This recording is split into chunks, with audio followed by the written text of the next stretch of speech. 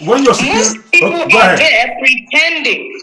They are pretending. They know deep within themselves that most of these extravagant spendings, most of this money that they go about, spreading and making people believe, building houses for their parents and all, they know that this money is not from the convent. And of course, I cannot come outside to call names because they know themselves, and that is why they cannot come out boldly to protect or to even speak for these things because they know that they are guilty. And I am not saying that anybody is not guilty or that I am a saint. I am not. I am coming outside to say that these things happen and it should be stopped. This is not our identity. This is not the church that we want. It is wrong. And for them to go as far as trying to silence me by every possible means, even going as far as lying and framing things that never happened, should raise the questions: what are they trying to protect? Warning me not to grant interviews. These are intimidations. So far, nobody has reached out to me to even ask, okay, sister, has this thing happened to you? What actually happened? We want to listen from the church. Nobody has done that. Yet they keep telling me to keep quiet, to brave it up for how many years? For 10 years? This is unfair.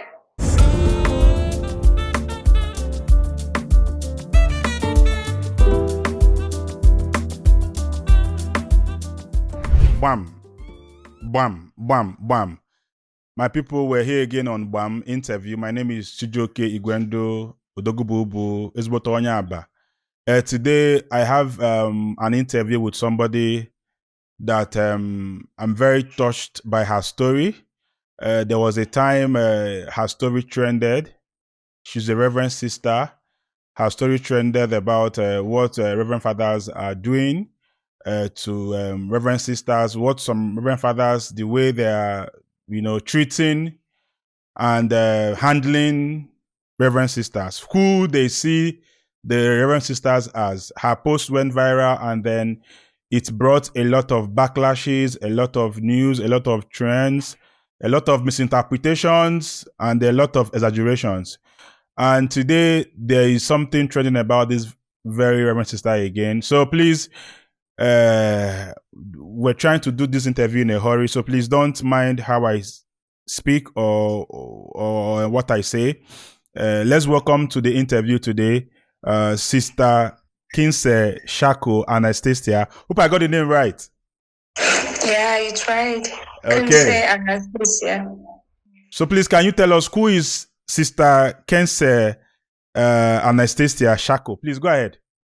Yeah, I am Sister Anastasia, and I belong to the congregation of Mother of Perpetual Help of the Archangel Sisters, Auchi Diocese, Edo State.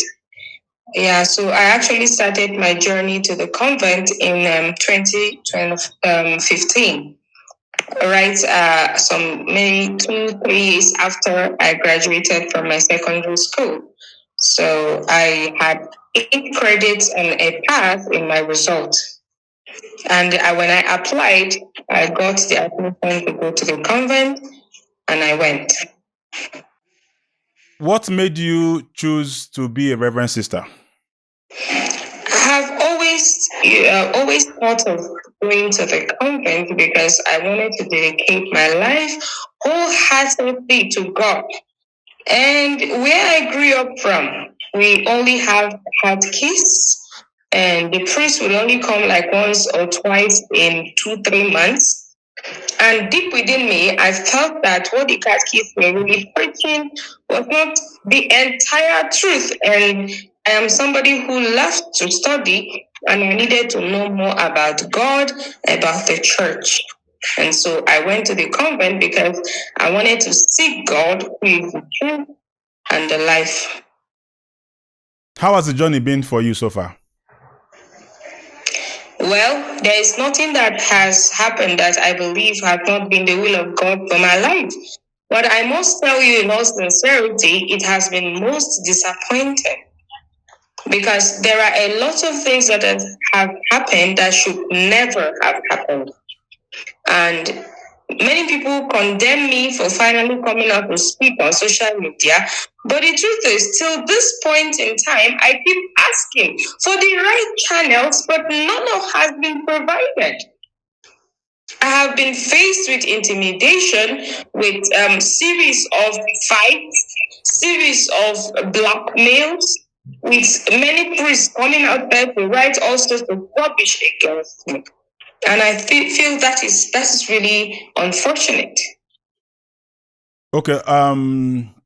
You said something about the priest that was preaching before you became a Reverend Sister, that was saying a lot of things that were not true, and then you had to do research. What were those things the priest was preaching? Actually, that priest made a comment that Reverend Sisters are supposed to be priest wives. I don't know if that's what you're referring to. Okay, something trended about you weeks ago, if not almost a month now. You made a post about sisters not being ornaments in habit, not being commodities for priests to use at will. They are not mistresses in veil, that they are women called by God, consecrated to service, prayer, and the mission of the church. What happened? What motivated you to make such posts? What happened? What was your experience? What is your experience to come out to start crying that priests are seeing people as ornaments in habit, as a mistress in veil? What made you make such posts? Just be detailed and bold, please. I was abused in the convent. And it's very hard in the convent, especially when you don't plan for an abuse to happen to you. And especially when you are being groomed by a system to act in a certain way and behave in a certain way and accept some certain things in a certain way. So I was being groomed. When I went into the convent, I had no idea that such things happen in a convent. But I had a superior and a priest who were trying to groom me into accepting the fact that I could date one or two priests. And I rejected it with my every being. Now, after doing that, they found ways to frustrate me by making me live with sisters who would intentionally set me up. And that was how I got depressed. And now they are coming out to say that I am a mad person and all what have you. They have tried to help me. They have never been touched. Now, this same priest who has tried to abuse me severally and I did not consent or agree to it is coming out to make a public statement about me. I don't know if that is how the church works. I mean, it's very, very traumatizing for me. You said you were abused in the convent. Can you be detailed? Yes, how were you abused by a priest? And asked me to follow him in his car. And she knows it happens. That is why she's coming out boldly to write false statements with false narratives to paint me black. Those things, as she said, never happened. Who is the she? The superior general of my congregation. She was the one that asked you to follow a priest? Yes, she did. Not just me. There are many other sisters in the convent that she has pimped to men. And they know about it. I wrote to the bishop about it, and they are covering it. As a pastor, I don't only bless my members spiritually, I also bless them financially. And that is because I'm involved in land banking with Pine Leaf Estate and Properties Limited. Why did you say that the priests, some people are saying that Reverend Sisters are now looking like wives of priests? Are you saying that this is a tradition that everybody know about in a Catholic church, that Reverend Sisters are actually positioned to be more like wives of the priest? Are you saying this is a tradition? We have certain congregations out there that lure young girls into the convent and try to pimp them to men. Whether we accept it or not, it is happening to individuals, and I am standing against it. Now, the truth is that ideally it is never supposed to be. I have a diploma in religious formation, so I know what has to be and what is not obtainable. Yes. In the ideal sense of it, none of this should happen. And that is why I want to put an end to it. Let this stop. Whether they listen to me or not, whether they try to silence me or not, nobody deserves to pass through the system. The system is supposed to be holistic. The system is supposed to protect the vulnerable and speak up for you when you are weak, not to capitalize on your weakness and come out there to paint you black. When you're Most people are there pretending. They are pretending. They know deep within themselves that most of these extravagant spendings, most of this money that they go about, spreading and making people believe, building houses for their parents and all, they know that this money is not from the government. And of course, I cannot come outside to call names because they know themselves, and that is why they cannot come out boldly to protect or to even speak for these things because they know that they are guilty. And I am not saying that anybody is not guilty or that I am a saint. I am not. I am coming outside to say that these things happen and it should be stopped. This is not our identity. This is not the church that we want. It is wrong. And for them to go as far as trying to silence me by every possible means, even going as far as lying and framing things that never happened, should raise the questions. What are they trying to protect? Warning me not to grant interviews. These are intimidations. So far, nobody has reached out to me to even ask, okay, sister, has this thing happened to you? What actually happened? We want to listen from the church. Nobody has done that. Yet they keep telling me to keep quiet, to brave it up for how many years? For 10 years? This is unfair. Are you saying that this has been going on with you for 10 years?